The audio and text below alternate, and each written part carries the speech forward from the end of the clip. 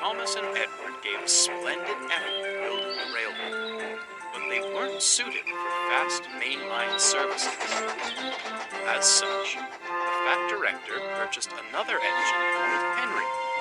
Although a good sort, he was prone to steaming troubles, which caused endless frustration. Due to a lack of funds, engines were loaned from other railways.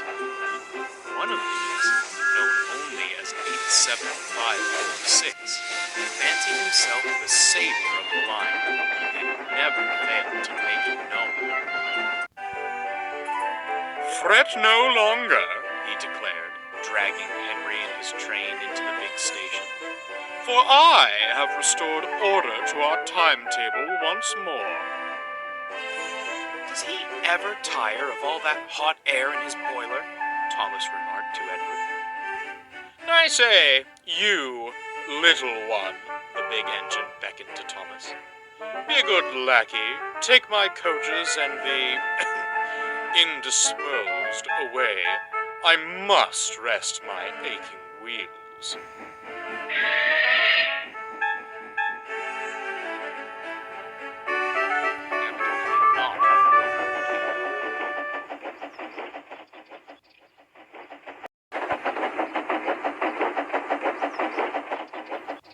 As Thomas buffered up, Henry couldn't even meet his gaze.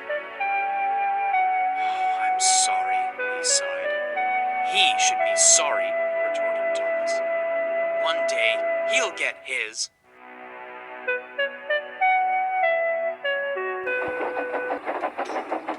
That night, Thomas retired to the shed. A vulgar discourse greeted him. "You know," 87546 said loudly to another loaned engine, "I do sympathize with the Fat Director. Wasted what little hard-earned money he had on a mite, an antique, and an invalid." He looked across to Henry, sleeping as workmen tried to mend him. "I'm the real bargain.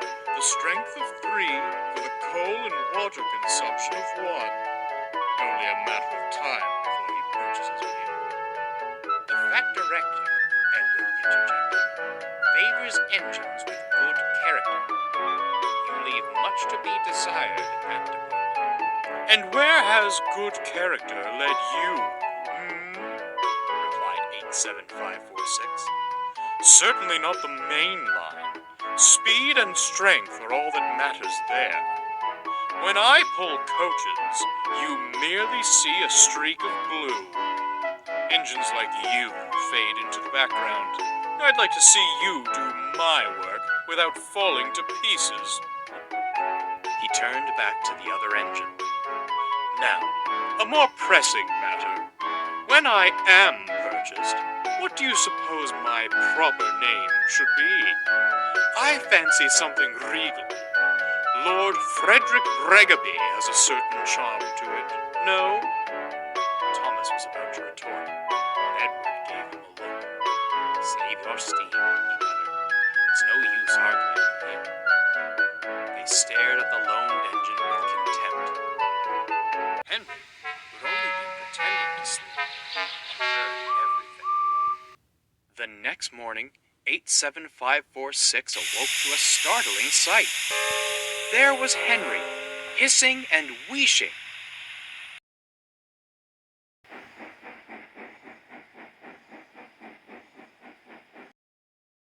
"What the devil is this?" "Oh, dear!"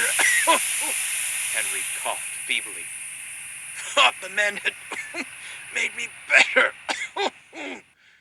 "Well, get better and out of my way this instant. My admiring passengers are waiting. I demand extrication at once." But the other engines had all left for work.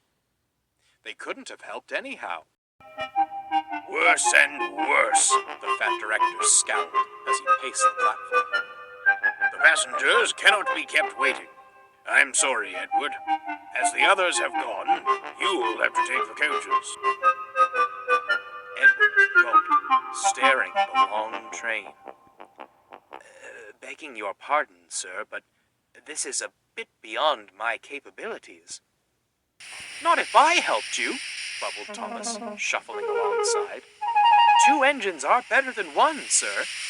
Besides, the others can manage their own shunting for a while. The fat director considered. Very well, he said at last. Off you go. Do your best, but take care. The engines backed excitedly onto the train.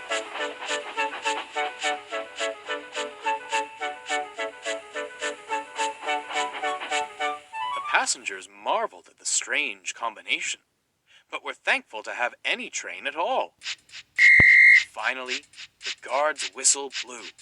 Come on, called Thomas. Steady now, advised Edward. Soon they were on the main line and having a wonderful time. Thomas was so excited to leave the yards, he nearly pulled Edward's coupling off. Edward chuckled. He was glad to stretch his wheels again. The 2 engines worked so well, the coaches felt light as air. Other engines were shocked as they raced past, whistling with glee. Later, they returned to the big station, exhausted but triumphant.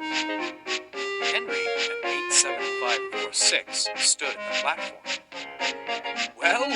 Well, smiled Henry. Our streak of blue has returned, and in one piece, no less. 87546 scowled as the happy passengers swarmed out of the coaches. What splendid little engines you are. Your director must be proud of you. He's very happy with his purchases indeed, chuckled Thomas. No, ha! Fumed 87546 as he puffed away. You were only allowed out of the yard because clanky old Edward couldn't manage alone. Enjoy your brief moment in the limelight. It's already fading. If I didn't know any better, smirked Thomas, I'd say he didn't like shunting his own train. He chortled off to the water column, but Edward stayed behind.